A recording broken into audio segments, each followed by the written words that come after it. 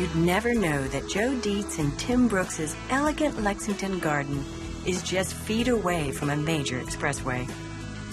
Through their use of plantings, art, and stonework, they've managed to create an urban oasis around them.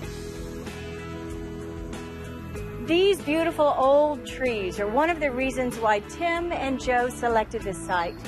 The majestic silver maples and the elms anchor this beautiful garden.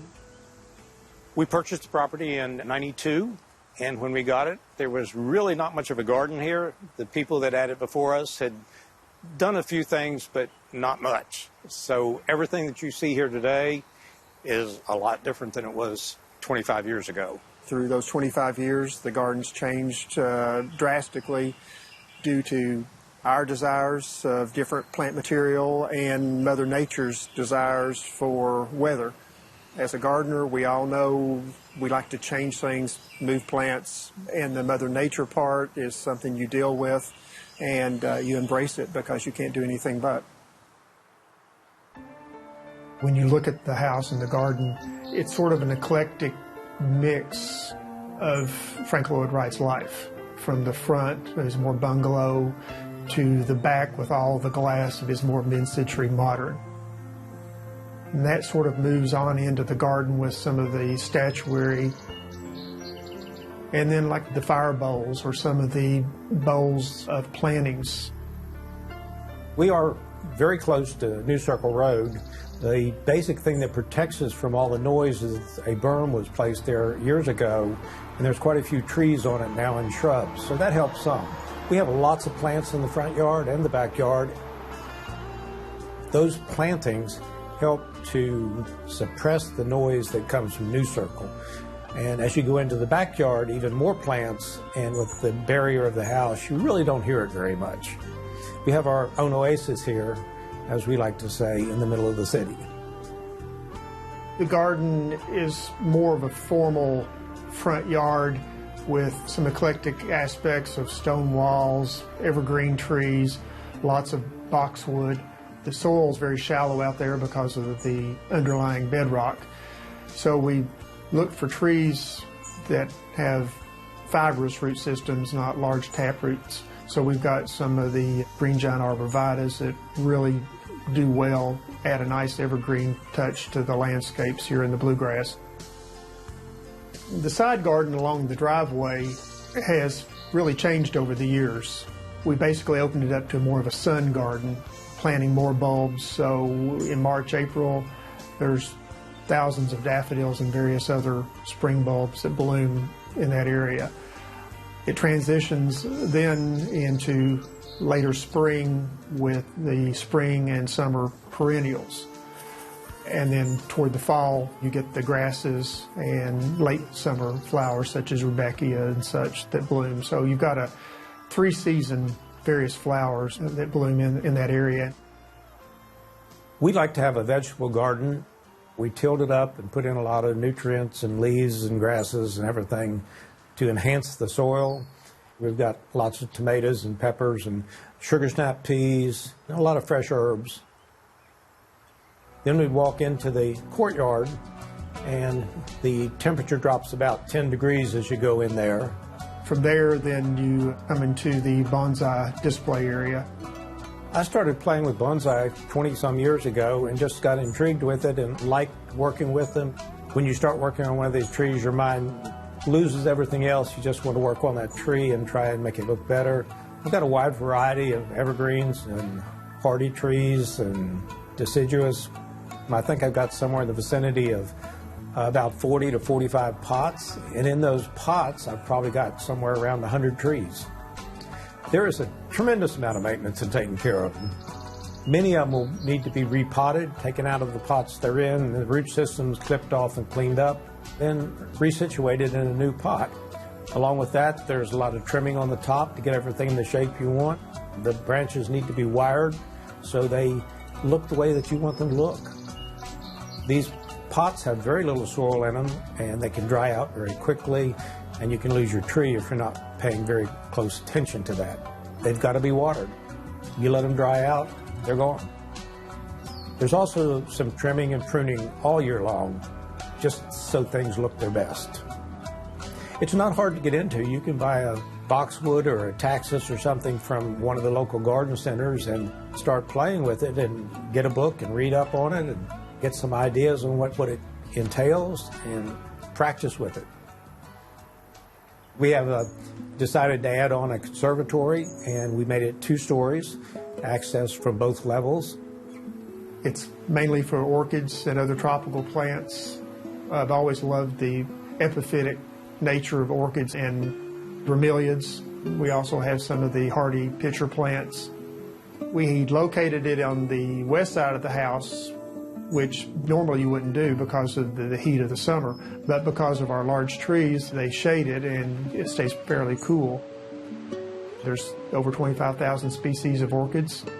No one can know how to grow every one of them, so I'm pulling my books out. I'm going to the internet. I've probably got 300 or 400 orchids here, probably 50 different varieties. So you've got to be careful that one that might like to stay dry versus one that needs a little mist every day aren't sitting next to each other or in the same part of the conservatory. You'll kill your orchids quicker keeping them too wet than you will too dry.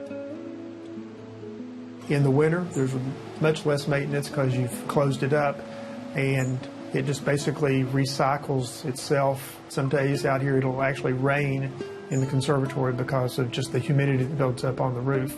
And you need to be a little more careful because the high humidity, if you don't have enough air movement, then you'll get mold, mildew starting to grow. We've got some birds and anoles and chameleons, and there's a lot of life out here. The house sits above the floodplain. Instead of doing grass on the bank, we did stone walls and terraced it, various types of plantings, spring bulbs again, underlying the plantings. And it was basically a way to keep from having a lot of maintenance on a hillside. But it also added different layers in the garden and a different visual from when you're in the back of the garden looking up toward the home itself. And from there, we'll walk down into the yard. We have a lot of different elements in the backyard, from the plants to the walkways to the walls to the statuaries. And one of the things we tried to do here was make it appear like there's many different rooms here. As you make one turn, you're in one room, and you go a few more steps and make another turn, you're in another room. We've got a sort of kidney-shaped grass area. Basically, that lets your eye calm down as you move from room to room or vista to vista in the garden, seeing what's new or what you want to find out that's going on in this garden. It allows you just to have a moment to collect yourself before you move on. And from there, we'll meander on down along the creek, and the temperature will drop another 10 degrees. So there are great variations in temperatures as you go from the different microclimates in our backyard. From that point, you can view the back garden nearly in its entirety, seeing the lake in the distance, the creek that runs along the property. I've utilized native limestone and built numerous walls, paths. It just adds another layer, another texture to the garden.